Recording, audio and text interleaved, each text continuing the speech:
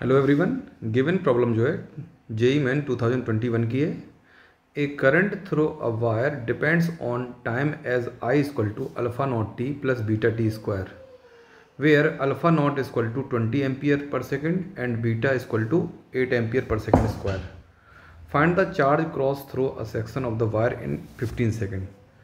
तो given problem में जो है करंट की वैल्यू दे रखी है in the function of time I equal to alpha not T plus beta T square. Alpha not की वैल्यू दे रखी है 20 एम्पियर पर सेकेंड और बीटा की वैल्यू दे रखी है 8 एम्पियर पर सेकेंड स्क्वायर।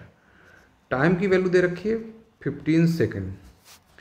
तो हमसे टोटल चार्ज पूछा हुआ है कितना क्रॉस करेगा वायर में। तो हमारे पास एक रिलेशन है I equal to d q upon d T.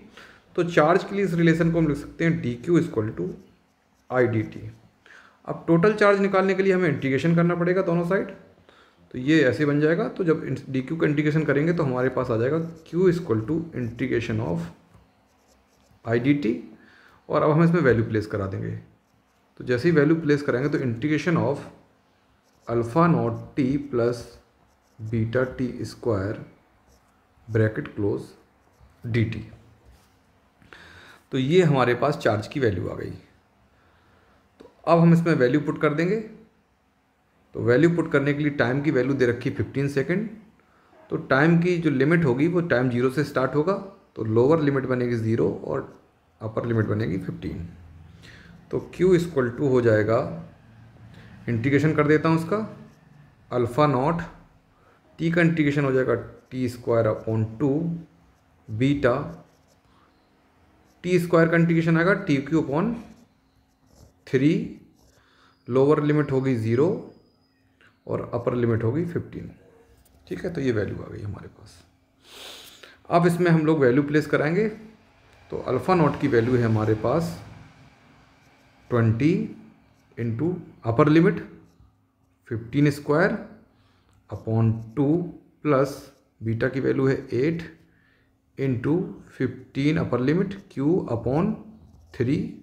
Lower limit 0 इसलिए माइनस 0। ये हमारा कैलकुलेशन होके आ गया। इसको फर्दर सॉल्व करते हैं।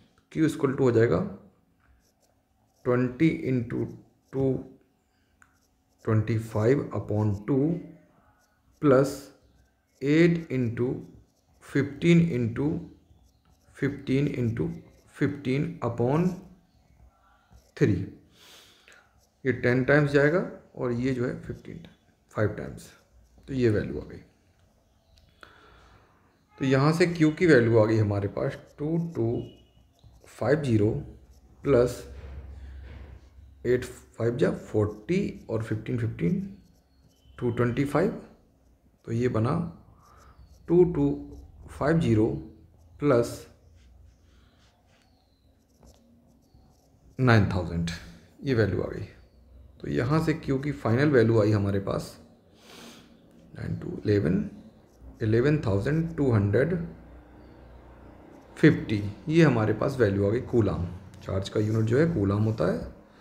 तो हम चेक कर लेते हैं कि हमारा कौन सा आंसर है। तो इसका जो है बी ऑप्शन जो है करेक्ट है।